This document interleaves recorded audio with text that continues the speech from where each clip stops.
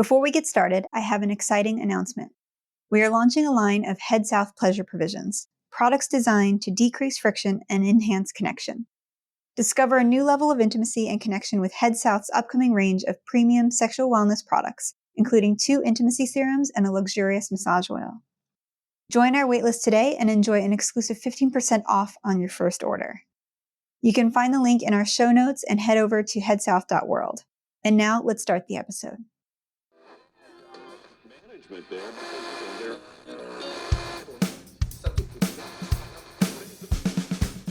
You're listening to Head South Radio with your host, Kat Meyer, a podcast dedicated to prioritizing pleasure and removing the stigma and shame around sex. We're here to be curious and have an open conversation about sexual health and relational wellness.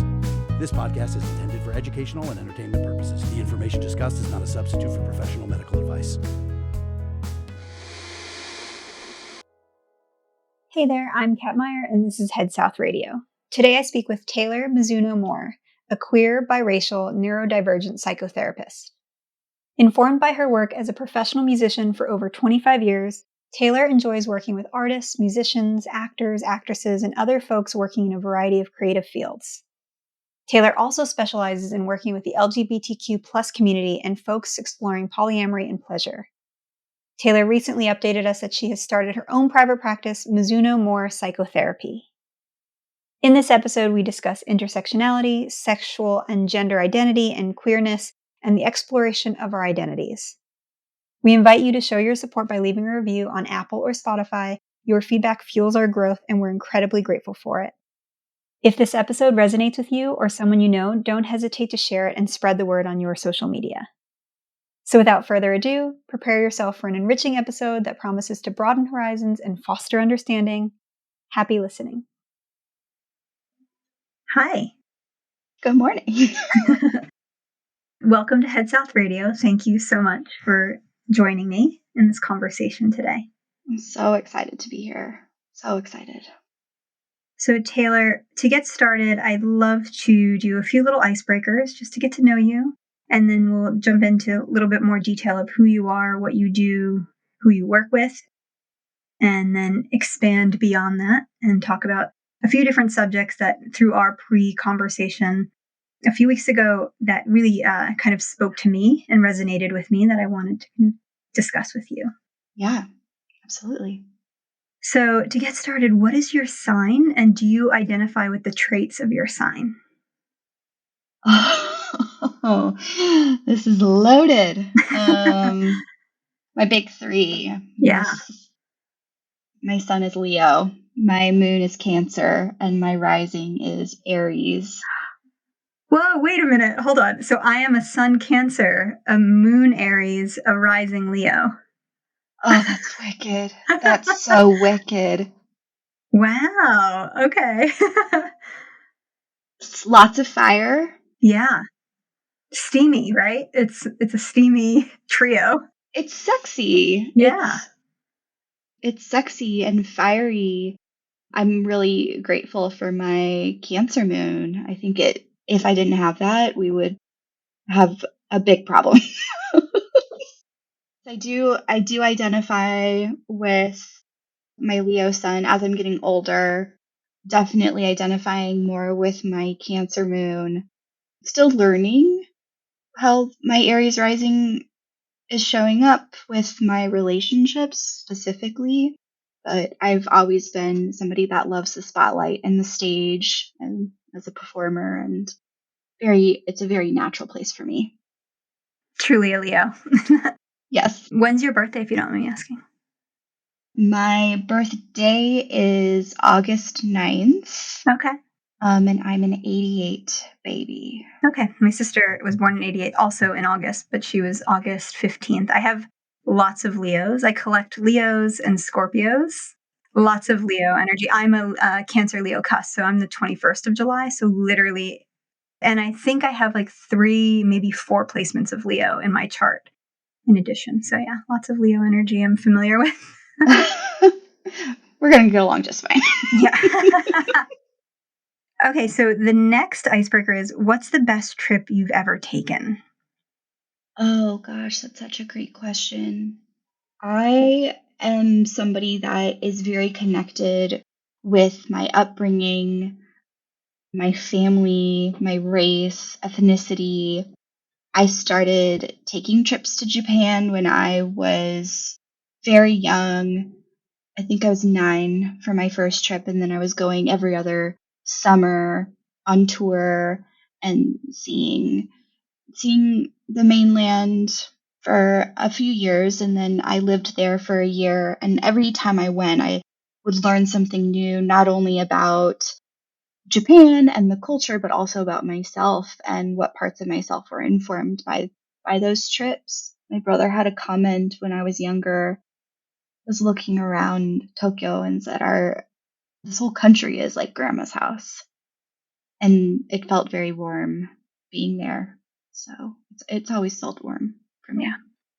Very connected to that place and the familiarity of that. And I'm really excited that you brought that up, because one of the big topics I wanted to discuss with you is identity and the intersectionality of all of our identities, because I think a lot of times those things aren't put together, or we are kind of multidimensional beings with lots of different identities. And so we walk around the earth that way, but sometimes we are perceived or focus on very specific lanes of identity.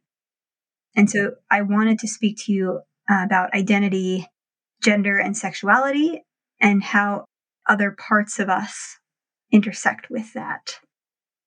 But before we get into that, can you give us a little intro about who you are, what you do, who you work with, where you work, and the Expansive Group? Yeah. So I've been with the Expansive Group for 2 years now since we started. We started in 2021, and I'm currently the operations manager and staff psychotherapist for TEG.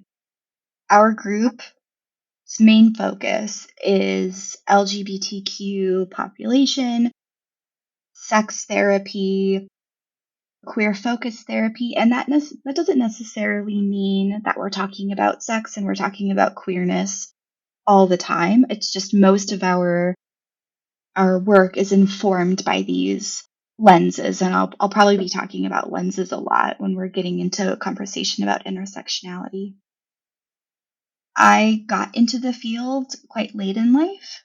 I was a professional musician, still am, since very, very young. I became a professional drummer when I was 10 and had lots of performing experience, whether that's through drumming or piano or woodwinds.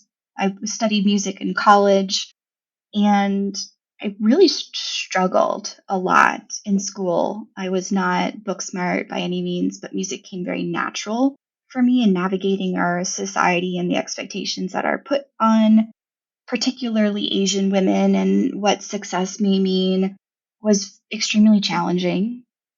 And I felt a natural gravitation to the field of counseling and the field of psychology. Got my bachelor's from UC Irvine in East Asian language with a focus in Japanese, and I go, this is not it. Got my master's from Northwestern in clinical psychotherapy. Really fell in love with the field, fell in love with the work, and wanted to learn more about it, wanted to learn more about what the research looked like in this field, and went to Yale and did a research fellowship there for a summer in an anxiety and mood disorders for young kiddos in New Haven, Connecticut. Came back, graduated, and Northwestern hired me right out of school as a clinician, did a full-blown 2-year CBT fellowship, took what I liked and left the rest, and found a very comfortable home at the Expansive Group ever since. Wow.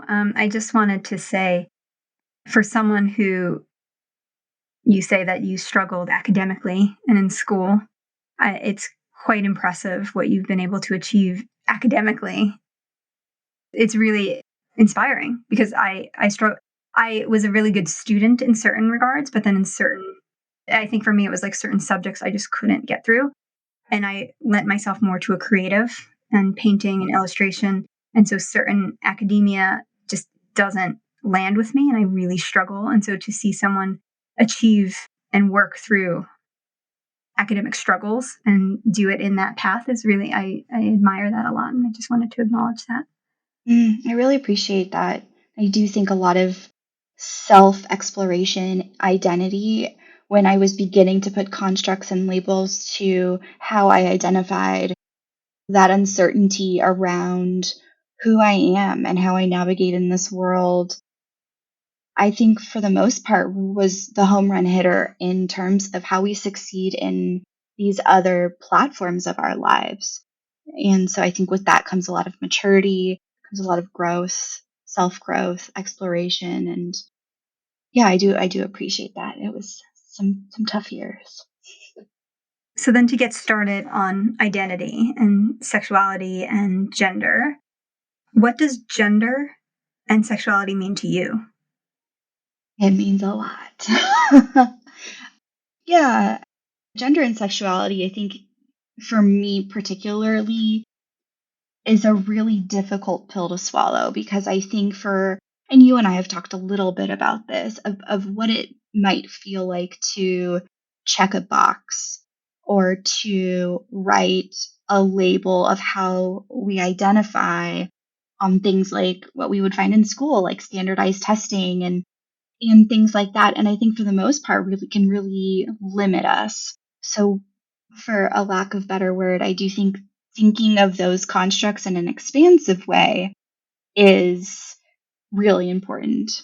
And so for me personally, gender, for most of my life, thinking of myself as a woman and how that has changed into my early 30s, now into my mid 30s, how infertility has been folded into how I think of myself as a woman. I now have made a grander shift to identify more on the gender queer spectrum. It is very much a day to day, who am I conversation that I've gotten very comfortable with having with myself and also with my clients.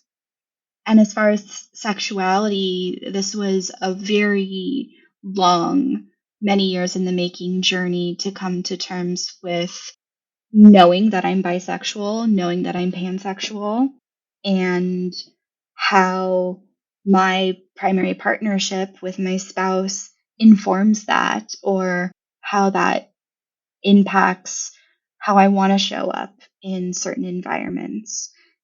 A lot of projection gets put on our relationship, in our relationship, and we do find it challenging, but we also have lots of active conversations about what our gender dynamic means for us. What does queer mean to you? Everything that doesn't fit in a box. Yeah. It means to challenge. It means to be different. It means to have an identity that's not the norm. That's not what society was built upon. And empowerment. I could go down the list. Yeah. It's expansive and it allows for introspection and space. Absolutely. It's a label that's not a label. It's something that you can work with and kind of mold to your own making, define on your own. That's why I love, it's a long list of what, and everyone will have a different answer. And that's what I love about that word and that term and that space that we're in right now, where that's possible. And that's part of that communication, is allowing the individual to make the decision of what that word means to them. Definitely. And so then with other identities, parts of us, so both of us are of mixed race. I'm Filipino and white, and you're Japanese and half white. And so how does something like that inform or intersect with gender, sexuality, or all the other parts of you? Or how does it inform how you work with your clients, patients, people that you're working with, and what their identities are? That's such a great question. And I think it would be a disservice to answer the question without thinking about what being mixed race has looked like specifically in post World War II America. and how that's really impacted this very challenging identity journey. In that I have caught myself, and you let me know if this has also been your experience, where depending on what environments I'm in, I will show up as Asian or I will show up as white. And I've got lots of feelings about how a group of individuals that I'm with may inform my identity in ways I don't have control over. If I'm with my mom's family who are all Japanese, it's me, and I've got a handful of cousins that are of mixed race too. I look around, it is very clear that I'm Japanese, just like my family. If I'm in school, I think one of the easier examples I can turn to, where I'm not viewed as Japanese first. I'm viewed as white, being very white passing.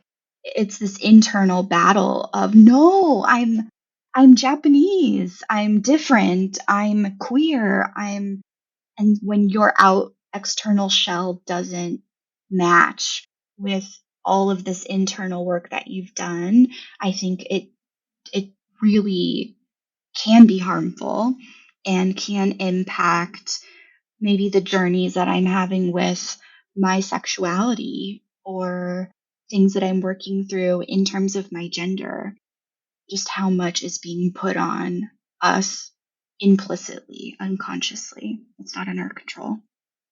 Yeah, the influence. I absolutely can speak to that experience of also just being ambiguous race. Like people don't know, especially since I've dyed my hair blonde.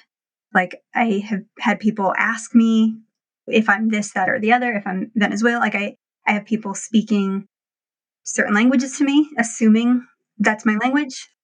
And then also the shock. And this is of all different races of people being shocked when I tell them I'm Filipino. And then usually people are like, you don't have the nose.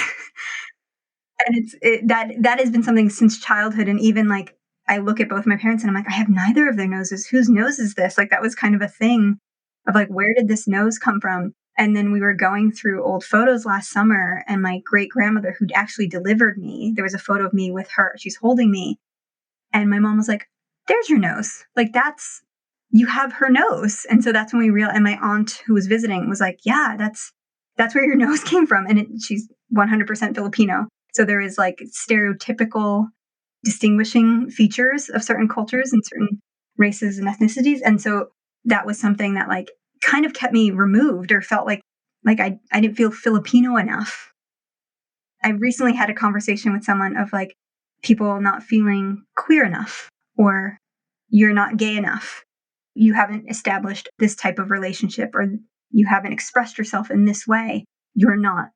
There's like a little bit of a gatekeeping in certain realms, and that people experience, or they are, like you said, like the energy is influencing them to not feel that way. So maybe it's not like directly targeted at them, but there's like this, well, I haven't had a relationship with the same sex person, but I am attracted to them. So am I not? Or, that exploration. And I'm sure you have patients who have come to you in that state, in those stages of discovery, and feeling kind of like imposters, or not fully there yet, wherever there is for them. And then also just feeling the pressure of society of like not meeting not checking the boxes to fit into a certain category.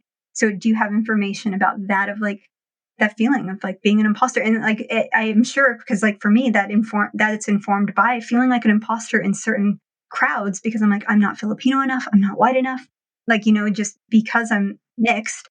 And then how does that inform sexuality too? Like, I'm sure a lot of people who are either queer or exploring or not sure, or living a life that was, either assumed heterosexual. Certain couples look like heteronormative couples, but they aren't actually. They might be mixed orientation. And so can you speak to that, of like the struggle of identity when it comes to mixed, anything mixed, ... Yeah, absolutely. And, I can share that I do have quite a bit of experience working with mixed folks that have sought me out because of this shared identities. When we're working with therapists, we always want to work with a therapist that looks like us or has similar experiences to us. And more recently, and by recently I mean maybe within the last year and a half, this intersectionality of mixed race and sexuality has blossomed this fetishization of Asian femmes that is something that is actively getting unpacked in the therapy room with a lot of mixed race femmes. A lot of, I wouldn't want to say, shame, but more so this discomfort of wanting to rid themselves of this part of their identity that has been fetishized in the past, especially in childhood, which is extremely common. And so, how do you honor this very beautiful part of yourself? And I truly mean like part, because there are several layers here, while unpacking how to explore your sexuality in a way that doesn't contribute to the trauma that you've had growing up in this world.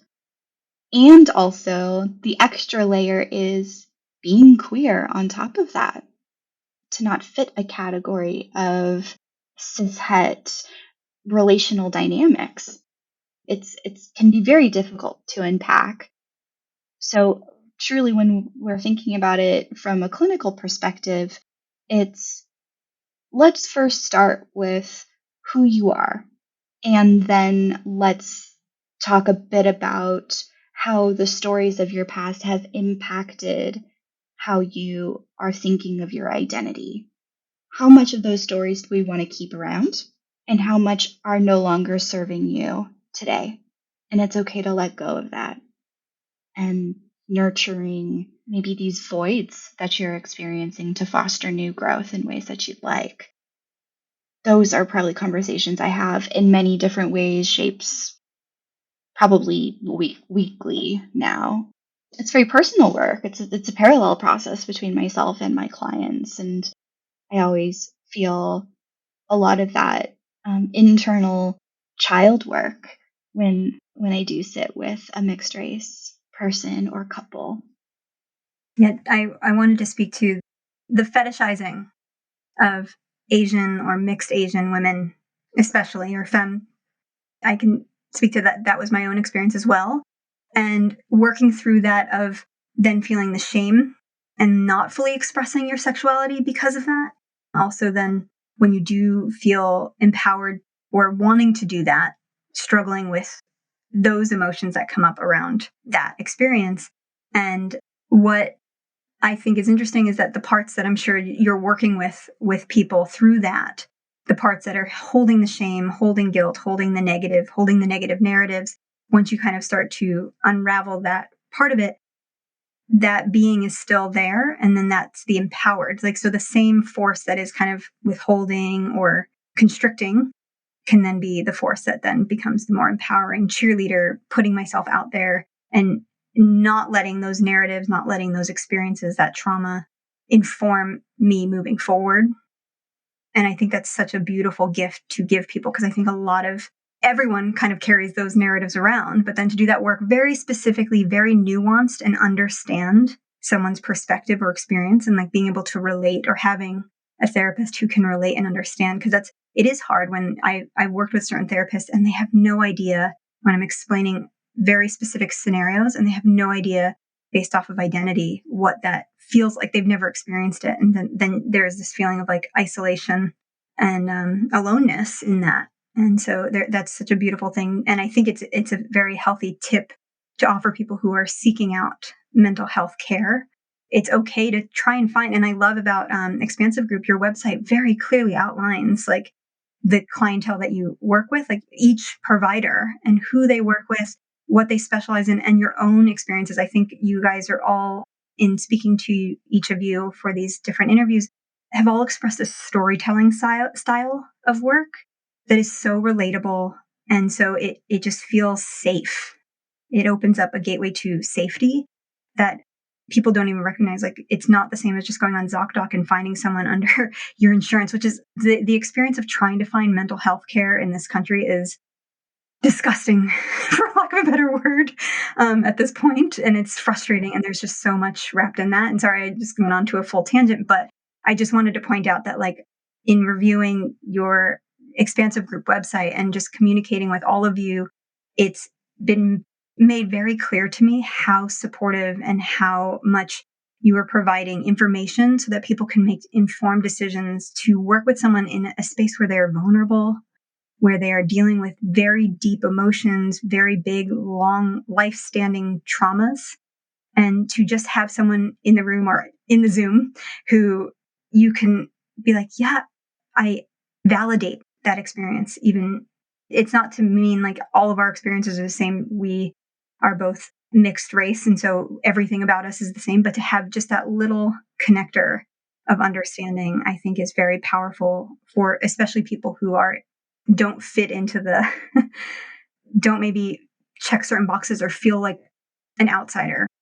I'm not sure the phrasing I want to use, but like someone who doesn't see themselves in a lot of places, to see the expansive group and see the diversity of clinicians on your team is pretty incredible, I think. And to find out that you guys have only been around for 2 years is really, it's remarkable. So thank you. I just wanted to say that it is a channel for safety and a way for people to explore and see and find someone that they can truly do the work with or to experience this with.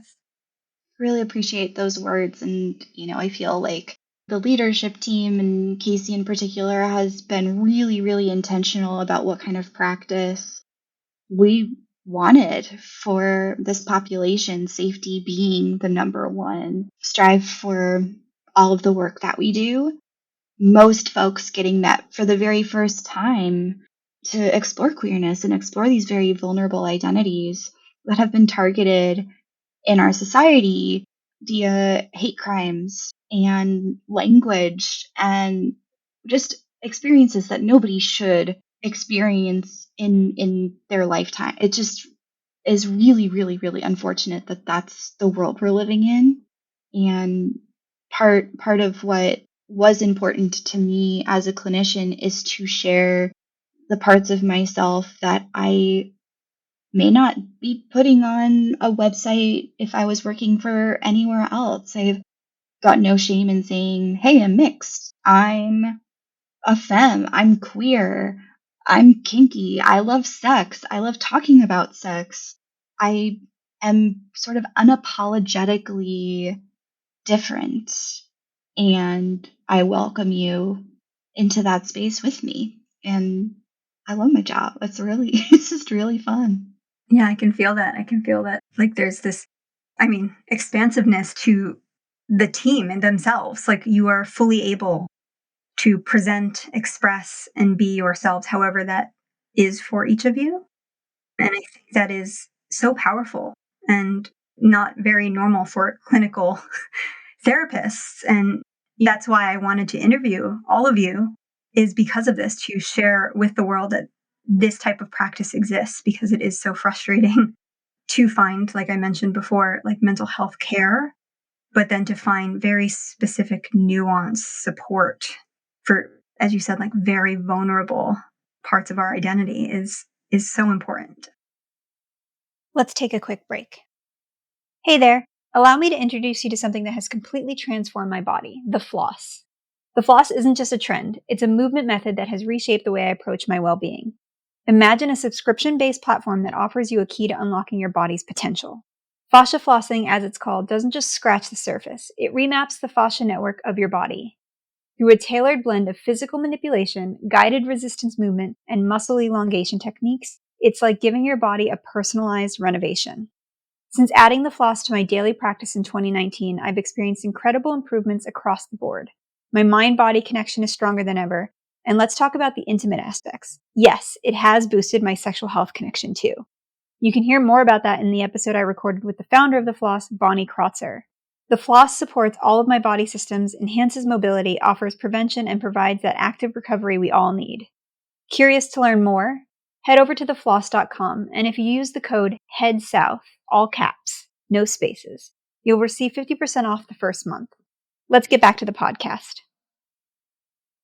I wanted to ask you, kind of just shifting gears a little bit, because you grew up in Southern California. So what was your sex education like? Yeah, I grew up in Southern California in the South Bay area.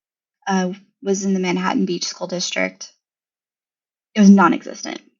I learned nothing about sex. I learned nothing about menstruation. I was a gymnast in my early childhood years, and so I menstruated quite late. I didn't start until maybe 15. I was already in high school and had no clue what to do.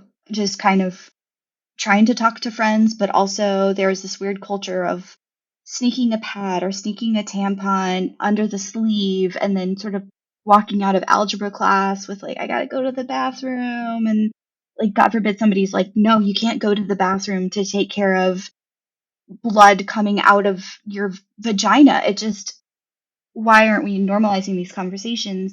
And it felt very normal to need to hide and like hold the shame of being an adolescent that was menstruating for the first time and having sex and not knowing what I was doing. Or, I do recall being, I think I might have been 17 or 18 years old, and I'm in my room and I've got this mirror and I'm sitting in front of my closet, which also has a mirror, and I'm like, okay, I have my bio book open and I'm just kind of trying to figure out what is what, and it being such a scary experience. Like, my parents are home. Is somebody going to walk in? Is this something that I should be doing? And also, being an Asian home, we don't talk about any of that. We cover up the spaghetti straps with the sweater, or for me, it was a sweatshirt. I was very, very much a tomboy growing up, and I had the skateboard in the hand, and also actively looking at my vulva in the mirror, trying to figure out what that was about. So, unfortunately, didn't really learn much about sex and much about menstruation until I would say my mid to late 20s, and then more so into my early 30s when I was pregnant and didn't really know the extent to what my body was capable of until those experiences. So yeah, it's a long-winded way of saying was not was not existent at all. Yeah, I just to go back on the hiding of tampons and the embarrassment, very real visualization, because I remember that of like the shame. And then also the terrible experience of asking, especially like it was often male teachers and being like, I need to use the bathroom, and them not allowing you to go to the bathroom. And it's like, I shouldn't have to say I'm bleeding.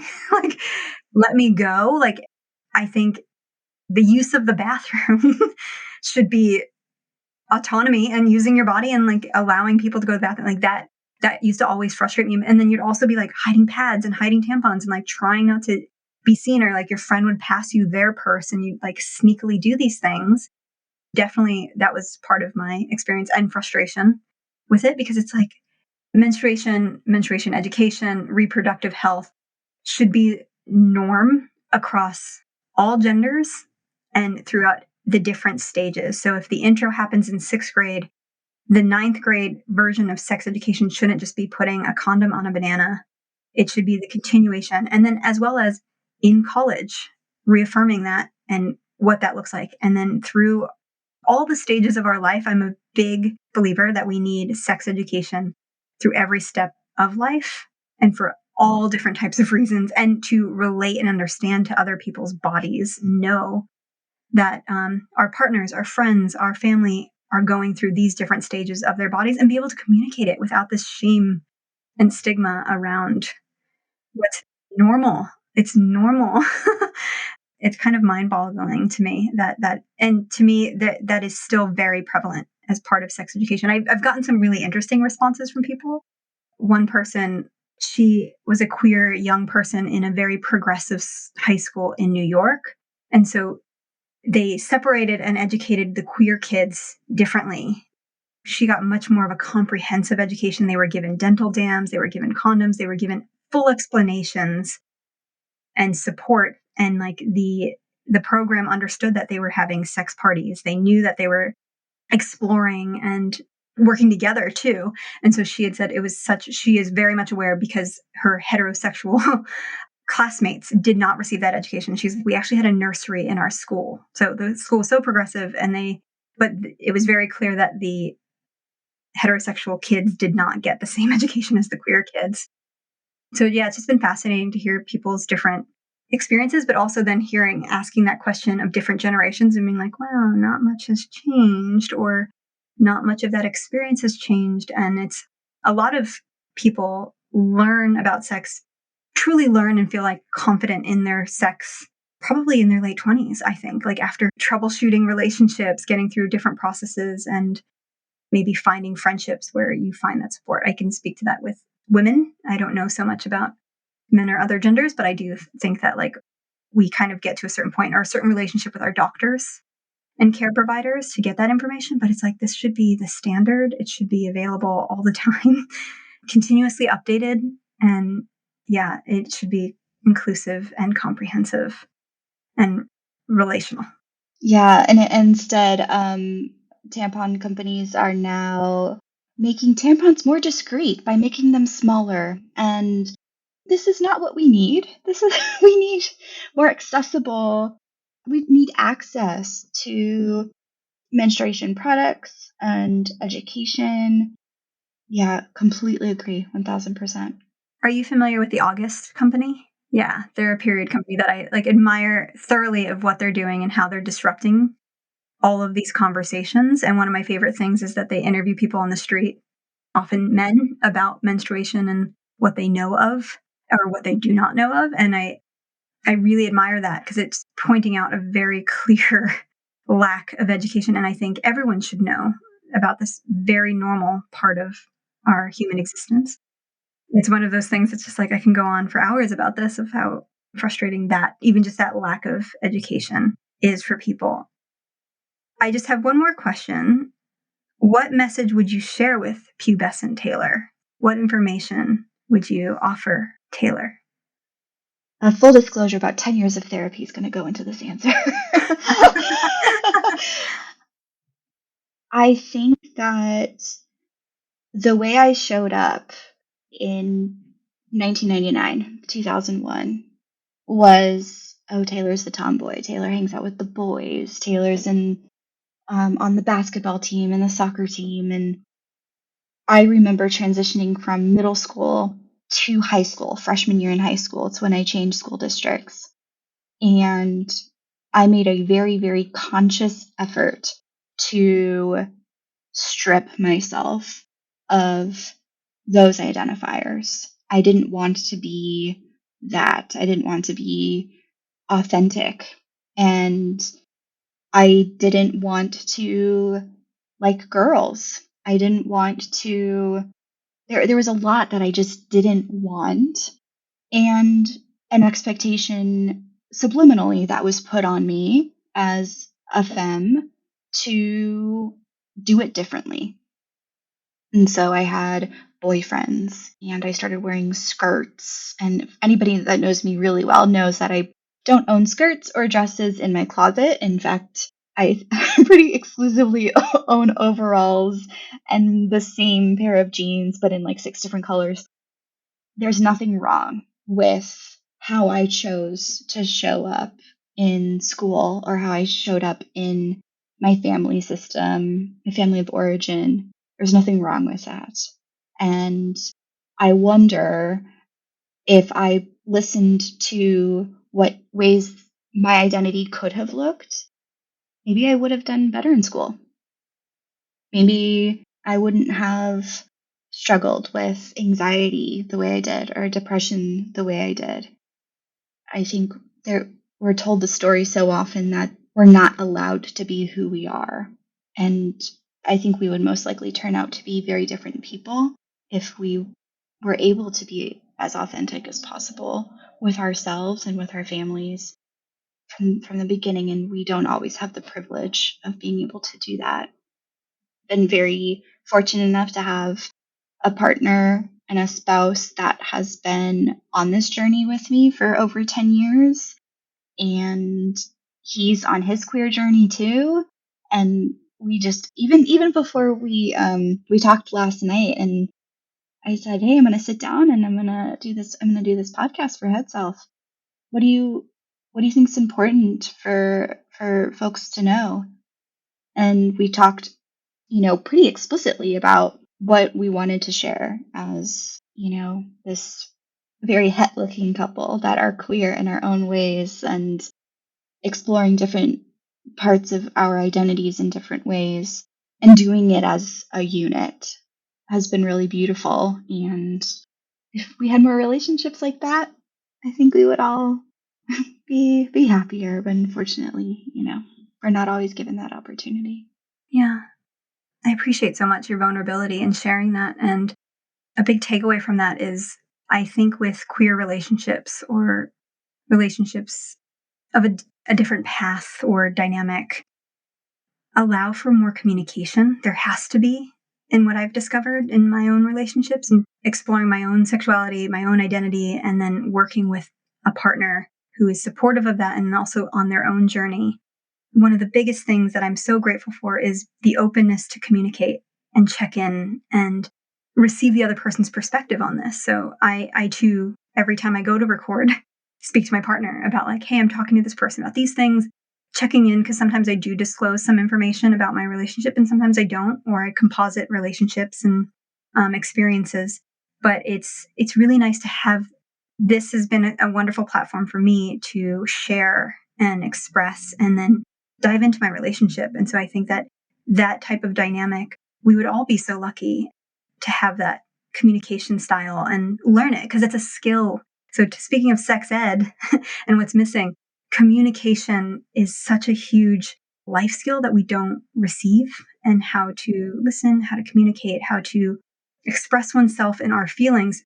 We don't know how to identify our feelings sometimes. It takes, from what I'm learning, it's like it takes 30 years to learn about our emotions and what's there, because we're not taught that. And then for some of us, it's like we work really, really hard, go through therapy, go through all different modalities of work to learn those emotions. And then what's the next step? We need to learn how to communicate those with our partners and receive the information. So I really appreciate so much that you shared that, because I think a lot of people need to hear it, of like, it's okay. And what a relationship, the beauty of a relationship is creating these channels for communication. And oftentimes couples will move through relationship and actually be so far apart and not communicate and not share and be scared to discuss topics like sexuality, to discuss topics like identity, for fear of, offending the partner, of maybe the panic of like, well, what does this mean for our relationship? And so from what I'm understanding, there has been some transition throughout the 10 years you've been with your partner, and there has been room for growth and exploration. So I appreciate so much that you've shared that, because I think a lot of people need to hear that that's a way, and that's the way to get to places like that, is to work with maybe a therapist, maybe a counselor, maybe someone who can help. And even just, I have to say, like, your Instagram account, the Expansive Groups Instagram account, has been such an amazing resource and tool for validation, for exploration for myself. And it's something that I do share a lot of that content with others, because it speaks very clearly to certain things that come up in relationship that aren't discussed. Yeah. So thank you. Of course. And just knowing that there are other models for how things look. And, as kind of like looping this back into the identity piece, we spend so much of our time hiding parts of ourselves. Mm-hmm. My relationship is a place where I don't have time to hide. I don't have time to keep secrets from you. So I'm going to just tell you everything, and you're going to tell me everything, and we'll meet in the middle and, be a unit together. And it's worked so far. And it's a very special thing to have a relationship of authenticity. And it's, to your memory of early adolescence, puberty time, and that, shift of like not being your authentic self to now as an adult, express and experience and explore all the ways that you can be authentic. And all of those ways can change and grow and expand and contract however you feel comfortable, but to have a partner that supports that and is comfortable with that it's really beautiful. So thank you for sharing that and being vulnerable in those conversations. Thank you. So Taylor, is there anything else that we missed that you want to address? Or I would also love for you to share how people can find you.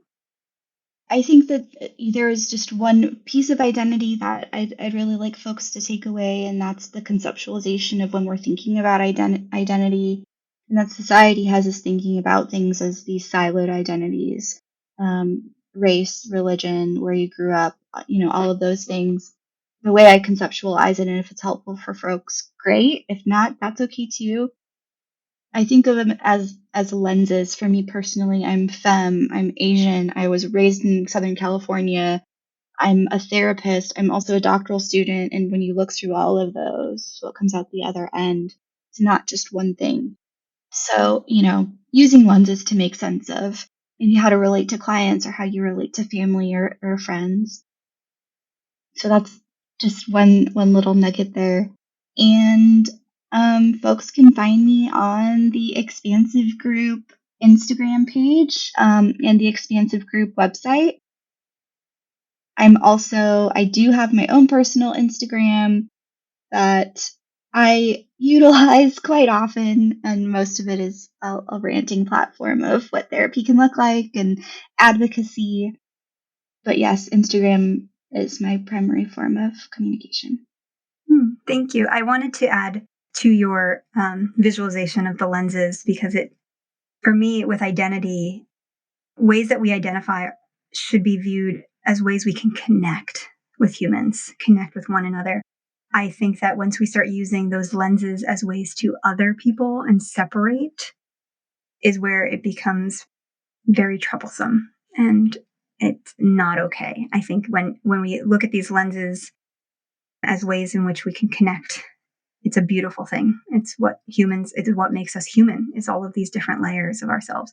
But once you start using those layers as a way of like separating yourself and othering somebody and putting someone else in a different silo category, they are that. And I also think when we view other people and they might be in that category, recognizing that like, oh, I don't agree with those beliefs, whatever that is. I'm pro, you're anti, whatever that is. To view them fully as that all of a sudden, because you're aware of that one layer, is also very troublesome. It's also what disconnects us as humans. And there's all different other lenses that may be a way for you to connect with this person. And I think that's where people can expand, connect, grow from that place of like, just try to find the areas where you can connect. Even if it's just like, oh, you have a dog, I have a dog. But everything else about us, we do not agree. And it's like, not to say that we need to tolerate certain hateful things, but it's one of those things of like, hey, if we kind of remove the lens of that one thing, 2 things, 3 things, some people it's not okay, but for others, if you can sit with that, it's much more productive for humans to connect versus other. And that's my only take on it. Rather than using those identifiers as separation, using them to connect with people, I think is a very powerful move. And just a very recent example of this is the pandemic. We've all experienced a shared trauma.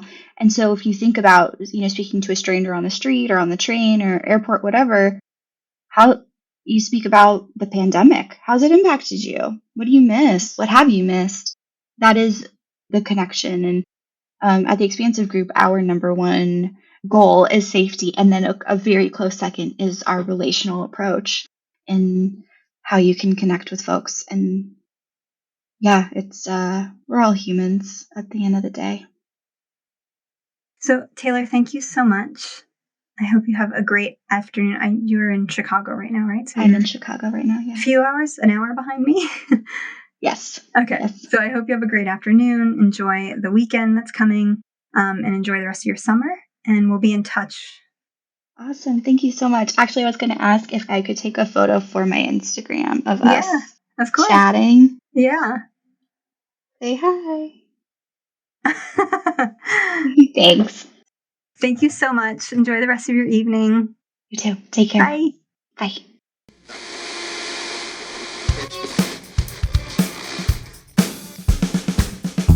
Special thanks to all of our guests.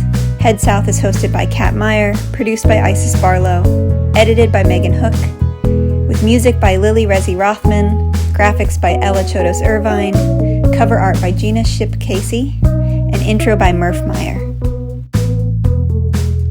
If you're looking for me, I'm heading south. All year round I'm going down.